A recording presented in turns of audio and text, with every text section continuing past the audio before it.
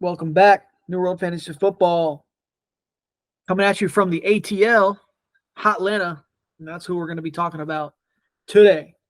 Paul, you excited to talk about the Falcons? Not as excited as I think you are to crap on Arthur Smith out the Who? door. I don't recognize that name. I mean, he ain't our problem anymore. That's all I know. Have fun, Yeah, Steelers. yeah. Sorry. Yeah, I don't know. I think fun he was times. probably fine as a no coordinator or whatever. I don't care. But vibe checks for ATL.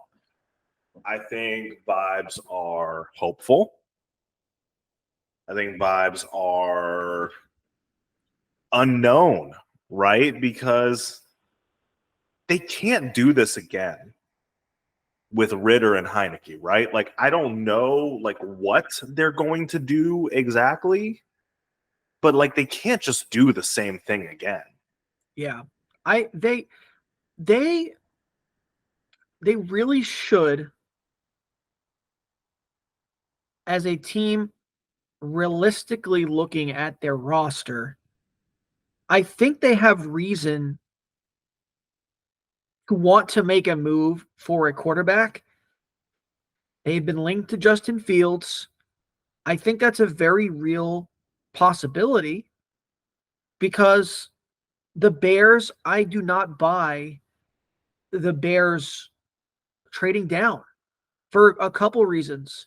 One, you are passing up on an immensely talented quarterback prospect, which the Bears in their entire history have not had.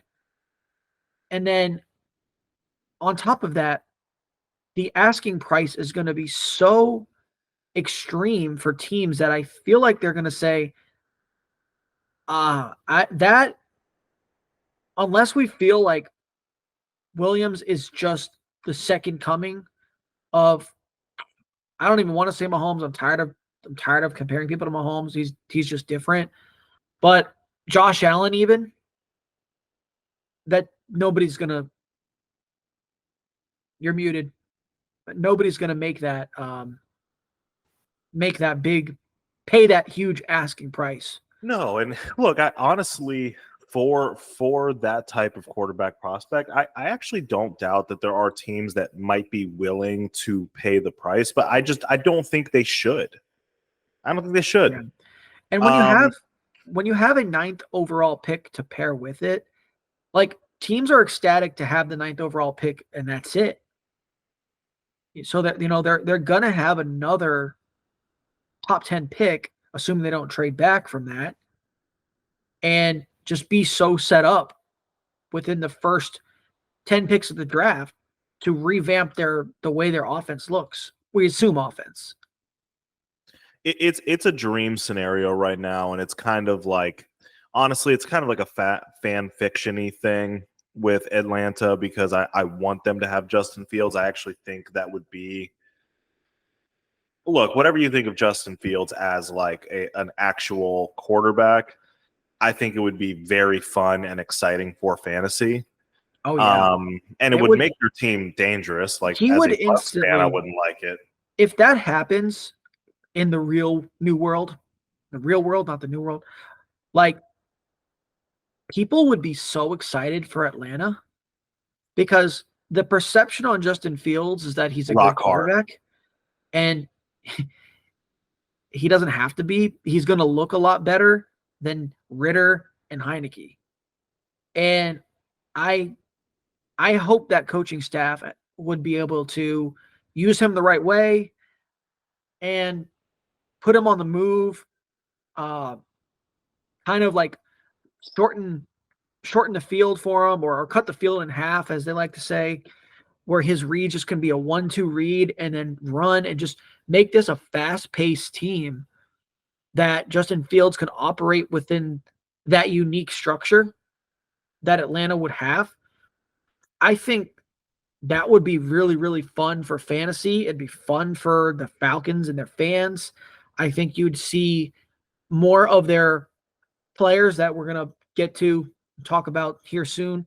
They would have a good time. They would look like a fun, competent offense if you're letting Justin Fields run and you're playing fast paced and you've got these weapons, and that would be a fun thing to happen. Plus, you get the hometown kid playing for the NFL franchise. Yeah, I Would mean, be look, awesome.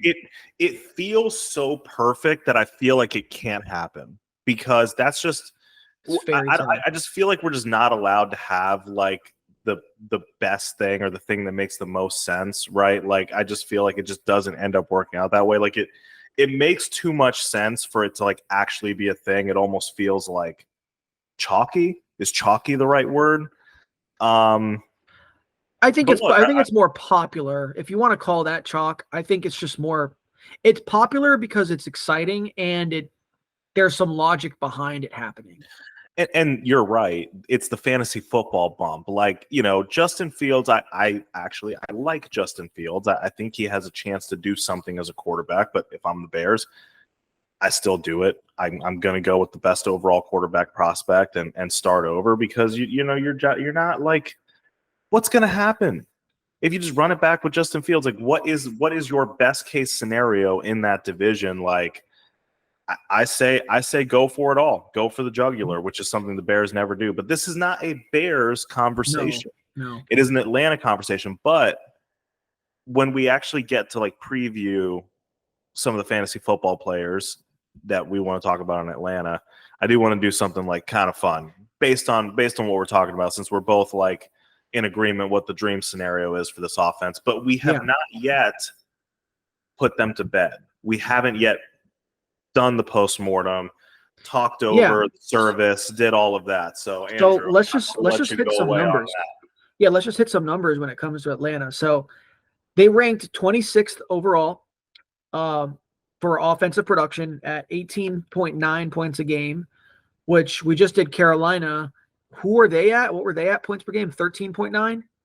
Yeah. And they were 31. God, it just showed you how abysmal they really were, because awful.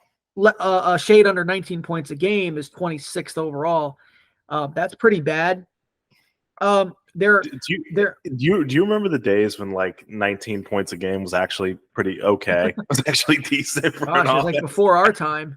I think when I was growing up, starting to watch football, that was pretty much like middle of the pack. early mid 2000s. It was That's when the Colts offense was incredible too, and they were scoring like 30 points a game. Yeah, there were some outliers.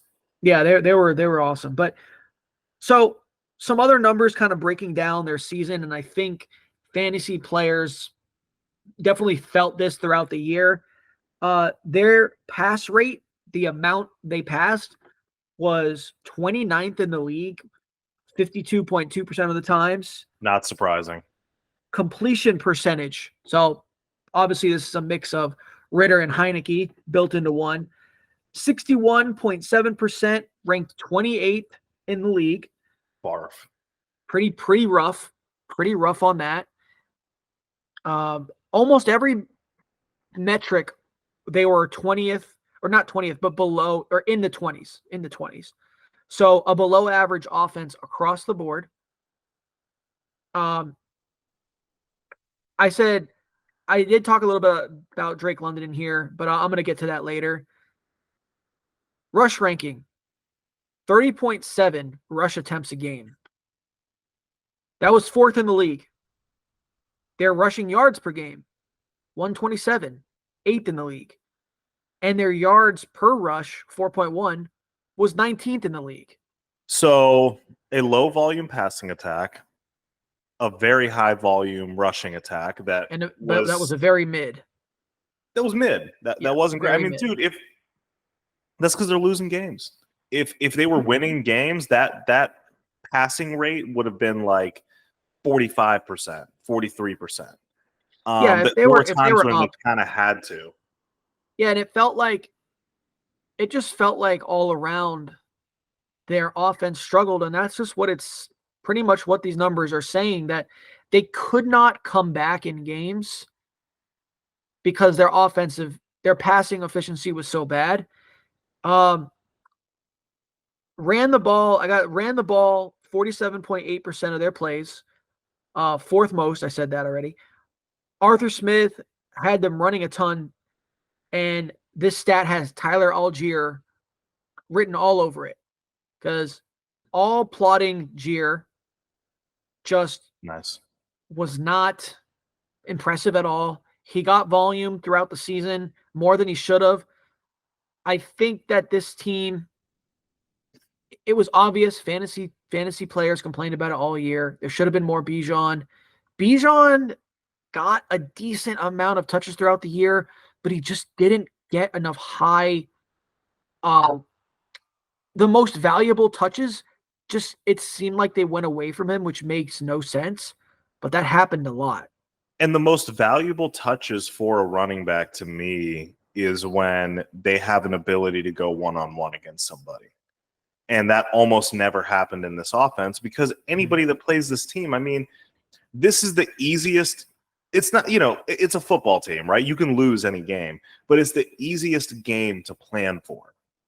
You know what they're going to do. You know who you're not scared of. It's obvious. And you just have to stay disciplined and stay home because everything that you explained here is the most chalk thing ever. We actually kind of knew that coming into the season already, but what we didn't know was the whole Arthur Smith thing of, the Tyler Algier runs up the middle on 3rd and 7, the sweeps to Jonnu Smith that don't go anywhere. Like, that's the stuff that killed us as fantasy football players because it's like, okay, I don't think anybody thought this offense was going to be the greatest show on turf. I don't think anybody had that delusion in their mind, but we were just thinking, okay, these talented young players that we do like are going to get everything. But yeah. Not in Art Smith's house. No, Arthur Smith was a huge problem all season. Just not using your best players. So I'm just going to talk about the defensive ranks, and that will kind of illuminate how pathetic their offense was based off their final standings. They were good defense. So they allowed 21.9 points per game, which was 7th overall in the league. 10th in yards per game. So whatever, that's still really good. 7th in opponents' yards per play. So they were pretty efficient. Red zone touchdown percentage, 45.3%. So that was also 4th in the NFL.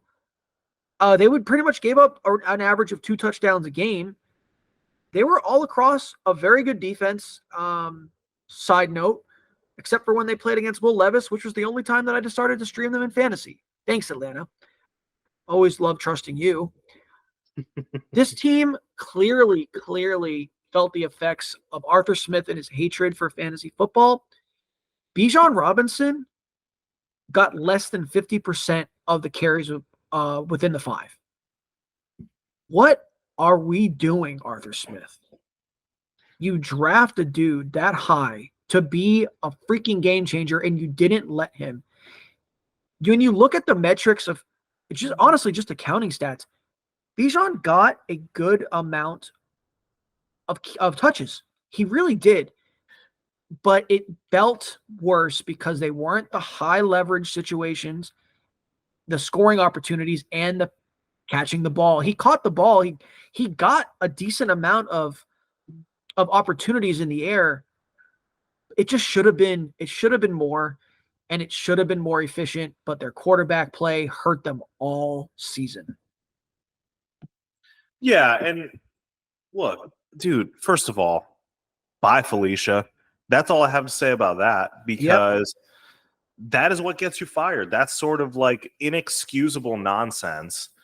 Because in reality, I mean, I know it's not saying much, but they were technically within a week of winning the division, whatever. I know that division wasn't the best, but it's that type of head scratcher bullshit that got him canned, and he should have been canned, and he never really showed that he was a great decision maker as a coach. It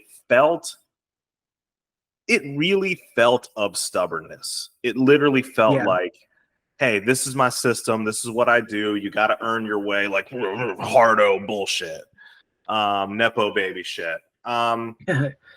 So Yeah. I think realistically, all that we want to see for this team is just, obviously, I know we want to see a different quarterback, but at the very least, an offensive system where we know you're disappointed in Bijan because you drafted him super fucking early. So did everybody, because it's like, oh my God, the most high volume rushing attack in the NFL, or close to it, Yeah. just got an amazing running back in the first round of the draft. Gimme, Yeah. gimme, gimme, gimme, gimme. Mhm. It was a match made in heaven, and then it quickly just kind of deteriorated in front of your eyes when Arthur Smith had a hard on for Tyler Algier for way too much. Cordarrelle Patterson at a point was getting goal line carries. Jonnu Smith was got a goal line carry. It's like, and come so on, man. I think that, I mean, so Raheem Morris, look, being a Tampa fan, like, I don't think he's like a genius, turn it all around type of slam dunk coaching hire. Or at least that's not my perception of what his early coaching days were. But I think that he's at least going to do the chalky things.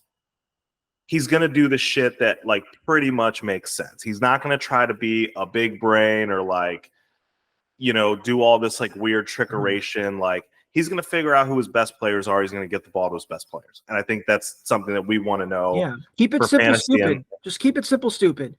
You know where the plus matchups are on your team. Post hype breakout. Post hype breakout. I think that most of the fantasy community, except for if you go on X Twitter, because it's just real talk, it's a bunch of morons on there that just spew out. Bunch of teenagers too. Yeah, they just spew out the most like morons. recency bias opinions, because that's what you do on the internet, I guess. But I mean, the guy's talent is immense. He's got a lot of good things around it. They actually have a pretty solid O-line in Atlanta as well. Mm-hmm. But their quarterbacks are just awful, so it didn't show up enough. The run game, like I said, not very efficient, but it wasn't terrible either. So just talking about Bijan Robinson here, just going to give you some raw numbers. I don't know if you read my notes. If you have, that's fine. I did. Okay, so then you know where he ranked. He actually might be a surprise to some people that he ranked the RB9 on the season, given all the frustration. He got traction as the year went on. It was too late for your team, but he got some traction as the year went on. And I don't want to just talk about it, him existing on my fantasy team, like just as a whole, as a fantasy player, whatever, asset. So he actually had 8 RB1 finishes, believe it or not. His best week, he maxed out at RB3 against New Orleans in week 12. And in that week, 22 opportunities. He scored 25.8 fantasy points. Funny enough, his second best game was against the Saints as well. And that was in week 18, so nobody cared. But I don't know. I guess maybe that could be a trend going forward when he plays the Saints. Like, remember Derrick Henry against Houston all those years was like, oh baby, he's going to score 2 touchdowns. So I don't know. Maybe that ends up being a trend for his career. So I'm just going to give you the short version of this. Almost every single game that Bijan was given the chance to touch the ball 20 or more times, he was an RB1. There was a few of those games. The game where he was sick was just awful. That sucked. Didn't really have much of an opportunity. One opportunity in that game for 3 yards. Phased out of the offense. Thanks, Arthur Smith, once again. That was so dirty. Had another game where later in the season where he was phased out. I forget the reason why. It was Arthur. That's the only reason why that mattered. I guess so. I forget. I don't remember if it was injury related. I don't remember. But for the most part, when he was on the field and he got 20 or more touches, he ended up being an RB1. So that just goes to show you all that really matters. If this kid actually gets the goal line work next year, even if he's splitting with Algier at the same rate, he's going to be a monster. And I don't think that's going to happen. I think that, like you said, Morris is going to play to his strengths, which he knows is Bijan Robinson, Drake May, what am I saying? Drake London, and maybe Kyle Pitts, but we'll get to him. We will get to him. And dude, I mean, so like, I'm not going to like try to like lie to everybody here. Like earlier tonight when we cut the other episode talking about Bryce Young, I said I didn't see flashes, and it didn't look good. It always looked good with Bijan. His very first, touch going for a score, basically, it always looked good. So, like, I am a little surprised that he finished at the RB9, but honestly, I'm also not surprised that he finished at the RB9 because that's kind of what happens at the running back position. You and I both know we did this exercise last offseason. You can pretty much expect about 40% of the top 20 running backs in a draft just going bye-bye. And it sucks. That's just the reality. Like, they're either going to get hurt or they're going to way underperform to what you thought they were going to do. So, like, 8 out of the 20 of the running backs that you think are going to be awesome are probably not going to be. So, like, RB9 finish, but some of that was because a lot of the other field the rest of the field kind of came down to him. But I certainly see him as a top 10 running back this year because I just refuse to believe that they're not going to do something to address the quarterback position. If they don't, he still has enough juice and enough upside and enough youth that I probably would still say top 5. But the RB like top RB, at least finishing on the podium, being a top 3 guy, I think that comes from improvement to the offense overall. Oh, absolutely. That's a huge part of it. And like I said earlier, just get him the goal line work, and then just a quarterback that can be somewhat efficient. Not that they're like ranking 28th in completion percentage, because that's awful. Ooh, dude, that 2-man game, that optionality between Bijan and Justin Fields. Oh man. Yeah, that would be a nasty combo. But to the wide receiver, because the only one that really matters is Drake London, as we know. I can count the I can count how many touchdowns he had on my balls. 2. 1, 2. I'm just glad to know that you have 2, and our viewers, I'm sure, are happy to know that you haven't had some sort of terrible accident. Well, I was born with 3, but I gave one up. So Drake London, top 12 finishes on the season, only twice. And he's only finished in the top 24 4 times total. So that includes the 2 top 12 finishes. He was a major bust for fantasy, unfortunately. A guy with the round 7 ADP. And only one game where his snap count was under 75%. So he was on the field. He was a mainstay, as he should be. So that's great. But, man, was he just out there blocking his freaking tall, big ass off. Way too much. Way more than it needed to be. First-round talented receiver blockers. Nice. And the first, I disagreed with this. I thought it should have been Garrett Wilson, but the first wide receiver drafted that year, Drake London, and he's just being massively underutilized. Guy's got plenty of talent, and it's a shame. So he had to be hyper efficient to have a good game, and he wasn't even given the opportunities. Like, I think he had, let me see if I wrote this down. Only 6 games he had with eight or more targets. Only 6 games. He had 1 game where he had 11 targets. That wasn't even his And best that's the game. floor. Like, that's the floor of what you want to see from like a number one. Exactly. Like, yeah, that's not great. So pretty much between Desmond Heineke or Taylor Ritter, it was a mess. And Arthur Smith just once again wanting to use Jonnu Smith more than other players on his team. Like, I don't know, man. The offense was just so fundamentally backwards in Atlanta that They didn't have a everything was quarterback. rough. It's as simple as that. They didn't have a quarterback. They, I guess, maybe thought they did going in. I don't see how they did, but maybe they thought they did going in. But it was obvious they just don't have the quarterback to support a usable passing game. Now, Art Smith did not help matters with his play calling. It didn't make things any better. But like, the rush rate being that high, it really caps Drake's ADP, the way I view him next year, like everything. It's all about the quarterback. Yeah, If it's Fields, I want Drake. If it's Taylor Heineke, I don't want Drake. It's that simple to me. Yeah, and that's very fair. I think that they're a prime candidate to add somebody in a free agent. We'll see. They have the 8th pick.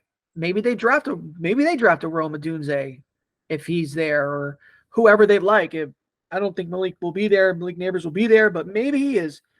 Whatever. Oh my God. If Atlanta does it again, bro, if they do it again, if they take another high level skill position player and do not change that quarterback, we riot in the streets. I'll join you in Atlanta rioting in the streets, because that is just the sickest thing I've ever seen, where a franchise just literally decides unilaterally, hey, you know all those cool, like, young stud, like, really talented players coming in the league? We're going to hoard them.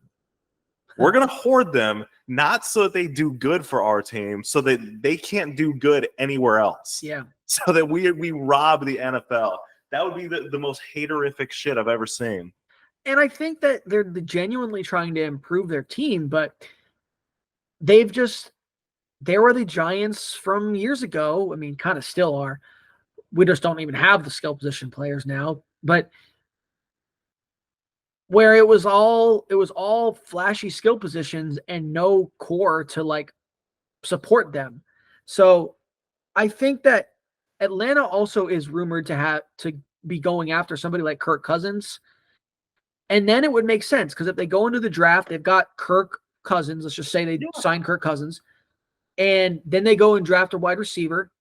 And now you've got two guys on the outside. You've got Kyle Pitts. You got Bijan. You've got a capable quarterback. You've got a pretty good O-line already. Like you have a damn good defense. There's a lot to work with there. They're in a prime spot to sign a veteran quarterback that's worth a damn.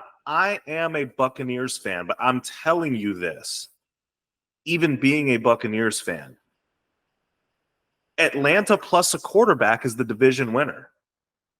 Period. I would agree. Atlanta plus a above replacement level quarterback wins this division. Period. How about just a replacement level? And below average that they have right now. Let's just say average starter. Let's just say average starter. Not necessarily replacement level. Average starter, I still think that it could be a battle, because I just think that there are a couple players, we're going to talk about one of those players, that I think could stand to be elevated, that maybe people think is better than they actually are. But yeah, I mean, look, they have a great setup for a quarterback. So if a guy goes in there, kind of like how Baker did this year, if you get somebody that's capable, they can look pretty good. I mean, I'm just going to say it. I'm going to be the Giants GM here. We don't really want to do this, but if you want to give us a first-round pick for Tommy DeVito, we'll do it. But let's go ahead and Tommy talk to about Drake. Yeah, that'd be fun. Kyle Pitts. What to do with one Mr. Kyle Pitts? Do you want to go into it, or you want to give us the numbers first? All right, so just some quick numbers. Tight end 14 on the year. Pretty bad. 3 touchdowns. Whoop-de-doo. Highest scoring week was against Tampa Bay, which notably all season were pretty bad against tight ends. His top output, his highest scoring game, 13.2. I mean, Disgusting. that's pretty bad. It would be great if he did 10 to 13 every week. And you would be like, that's a solid tight end I got in my lineup every week. But no. Kind of like a Sam Laporta. Yes. Sam Laporta had 10 touchdowns in the regular season. And Kyle Pitts has 6 career touchdowns in 3 years. Now, his situation sucks compared to Sam Laporta, but man, it's like only thing that they can figure out how to do with him is let him run deep and try to catch ducks from crappy quarterbacks. And he's able to do it every so often, but you're never going to establish a rhythm having to play that way. And it seems like it's been that case for most of his career. His rookie year was pretty good. It was really good. I mean, he got 1,000 yards. He just only got the 1 touchdown. So that was unfortunate.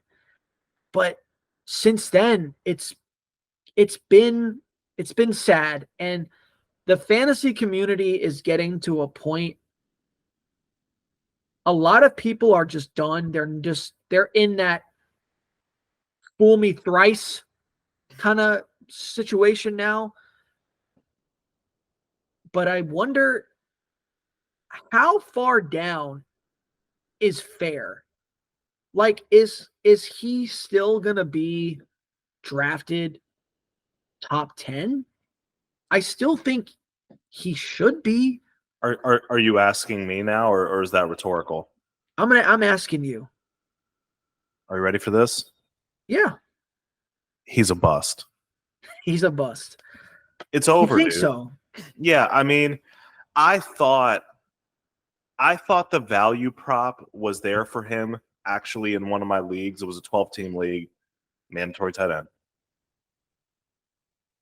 I thought his value prop was there like in the 10th. It was like the 8th, it was like the 9th or 10th. And it wasn't. Yeah. It only served to nuke like the first 4 or 5 weeks of my season while I kept jamming him in my lineups. Like, I get it. He will be better with, again, our dream, Justin Fields. He'll be better. Of course he'll be better because the offense will be better. But the focus still won't be on him offensively. Exactly.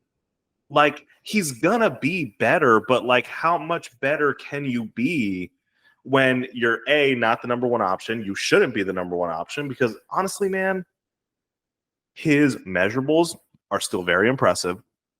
He's super fast for his size. He will make some plays. And I believe that with a good quarterback, he will have some boom weeks.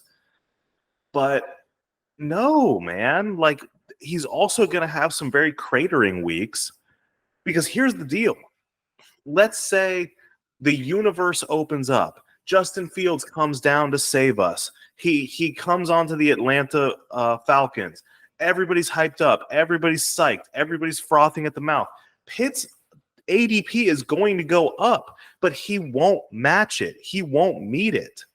He might even maybe finish as a top 12 tight end, but it's not going to be a weekly top 12 tight end play. You and I have talked about that too. There's a difference between somebody just getting there. Consistency is huge because overall, is he helping your fantasy team on a weekly basis?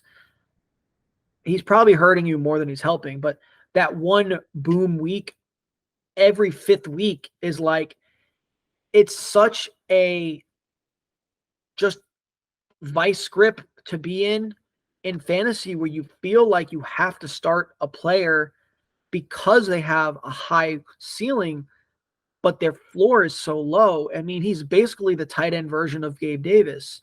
And that's not how you win consistently in a fantasy league. So it's a tough situation. I think what's happening if I can do some psychoanalysis for the fantasy community,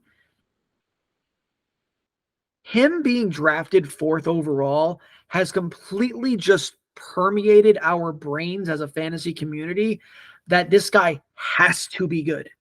He has to be good. He was drafted with insane draft capital, the highest drafted tight end ever.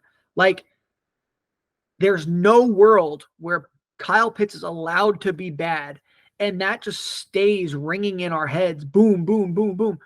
After 3 seasons, it just feels like, and the problem with that is that the tease of the first season, because you know that touchdowns are not a sticky stat, and the 1,000 yards makes you like, oh, he did it as a rookie, and he can make big plays, and he's one of the hardest players in fantasy to just have any kind of But remember, expectations that for. was pre-Drake London too, and Drake That's London true.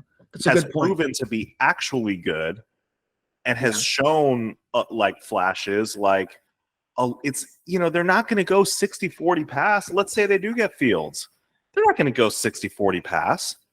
Yeah. It's a lot still of QB runs, a lot of read option plays. Yeah, it's still going to be a relatively low volume passing game. So Kyle Pitts is a trap. Don't do it.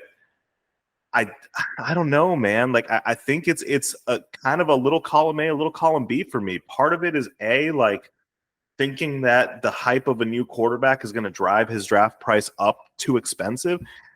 And the other part of it, man, is that I keep getting just this sinking feeling. I don't have numbers. I don't have his, like advanced stats in front of me, but I just have a feeling from watching him that I'm just afraid that Terry Fontenot just made a mistake, that he's just not as good as we think he is. And that's my concern with Kyle. Yeah, you can get obsessed with the guy for his, that sounds really weird, but you can like, GMs do it all the time, where a traits based draft pick, I think that's too high for way too high for 4th overall when it's just traits. But he also had a lot of college production, so it's like it was kind of weird. It was somewhat understandable. Yeah, like, NFL DBs are big and fast too. Yeah, like they're not like, you can maul a few guys at Florida. Oklahoma He State played or in wherever, Florida. wherever He played the fuck in Florida. he played. Okay, whatever. He's a Gator. I don't watch college football, clearly. So yeah, I mean, he's just going to continue to be a frustrating player. And here's the thing. I think, once again, going into the psyche, fantasy players have this deep fear of missing out. But there's a lot of different ways to acquire a more consistent tight end for your fantasy team, especially as there's kind of becoming a bit of a renaissance with a few players coming out like Sam Laporta, like Trey McBride. We'll see about Brock Bowers. Jatavian Sanders is kind of an underrated prospect, I think, going in. Even guys like Pat Freiermuth, like that's a good test. Would you rather have Pat Freiermuth or Kyle Pitts next season? I actually, I think when I finally decided that I was done being stuck in Jigsaw's like pit, that the pit of misery, so to speak, that's when I sawed my arm off. Was I dropped Kyle Pitts for Pat Freiermuth, who was on the waivers because he was hurt and he was coming back in a couple weeks. Like, I had to do it. It hurt. It didn't feel good. It didn't feel good in the moment, but I knew that that's what I had to do because survival. I made a mistake. Yeah, survival. And we'll see. There's a lot of things that can happen for Atlanta this offseason. I'm not going to be looking to draft Kyle Pitts. He's kind of a break glass kind of situation come draft season for me. Let somebody else take him, and if I'm wrong, I'm wrong. So be it. Tyler Algier, last player I wanted to talk about. Not really much to talk about here. Mostly just a thorn in the side of Bijan managers. He had five scores total. Averaged about 10 carries a game. Vulturing. There was a lot of carries to go around. But Arthur Smith seemed to have a bit of an obsession with putting him in the goal line and him getting stuffed over and over again. He had 5 scores, 4 of them on the ground, 1 on the air. Was just one of like a broken play where he caught a long touchdown. He like caught a screen and went forever. Multiple games of under 3.5, kind of that yards a carry, I should say. What you're looking for out of a efficient running back is pretty much 4 yards a carry. He even had a lot of games besides the ones where he only got like a handful of carries where he was under 3. So not efficient at all. Next season, he's probably just he's an injury insurance type of running back. Even with him taking so many carries away from Bijan, he really wasn't startable on any week. No, like he had a run early in the season when Arthur Smith was trying to his first game. He scored 2 touchdowns his first game. Yeah, to teach his first round pick a lesson. And oh my God, I made so many trade offers of Tyler Algier to everybody. I was making trade offers to everybody. Because he's not that good. I think he's a fine change of pace back. And yes, he's an injury insurance back. There's not that many out there, but he's trusted by the coaching staff. I think he's fine. And if something were to happen to your Bijan Robinson, you're not blowing $100 a fab on the waiver to go get him, because then he would be a volume play. So probably worth a late round stash if you're the Bijan owner and you have the room on your bench or whatever. But like as a standalone fantasy prospect, he serves to only be that guy. Yeah, that's how I see it too. And overall, the Atlanta Falcons, they're an interesting team with a new coach and a lot of players on their team to be excited for fantasy. Things just have to change for them to really meet their potential. Yeah. I mean, I agree with you that it's interesting to see what's going to happen, but they're only an interesting team to me if they get a quarterback. And if they're not, then I'm not really interested. Yeah. So I kind of feel that. Like I said earlier, the rumors have been spiraling, of course, for Fields, but also for Kirk Cousins. And I think Kirk Cousins would be a good fit as well for them, coming into a pretty ready-made offense and has weapons to throw to.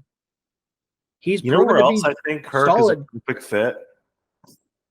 Minnesota. Who, Kirk? Yeah.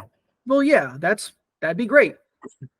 Justin Fields gets to keep his quarterback and do what he does, and it'd be awesome. Does it feel like it's kind of weird, like all the rumors surrounding Kirk and the fact they didn't lock him up and all that stuff? It's like, do they feel like they're gonna do better at quarterback, or does this feel like maybe like contract negotiation type of rumors? Yeah, I think it's more of just, are they going to pay him? Because like they're not in a great situation to draft anybody. I mean, we'll see if they believe in somebody like a JJ McCarthy, if they trade up or what they do. But I think that there's a good chance Kirk comes back to Minnesota. But I'm sure Atlanta is making their calls and figuring out if they can grab him. I think it would be a good spot. The QB carousel spins every year, and we'll see. We'll see where he ends up. And I would say the betting favorite is that he ends up back in Minnesota, but you never know. Atlanta's got to get somebody, and it just has to be somebody. So for me, the 2024 outlook is TBD. It's TBD. Yeah. We're going to know a lot more in a few months here. about Atlanta. But with that, that's pretty much my closing thoughts. Interesting team, need a QB to really make it an exciting team. We'll catch you all on the flip flop. Hope you like the shorter little bites we give you. Last off season, it was the whole pies of the division all at once. But we don't want you to OD on it. We don't want you to go crazy on all of this amazing content. So we give it to you a little bit through an IV drip to just keep you on the hamster wheel. It's a long off season, but it's gonna feel like it's gone before you know it. So enjoy our content, enjoy free agency, enjoy the draft, and but we'll see you before then, and we'll talk about the Aints and one of your squads. Yes.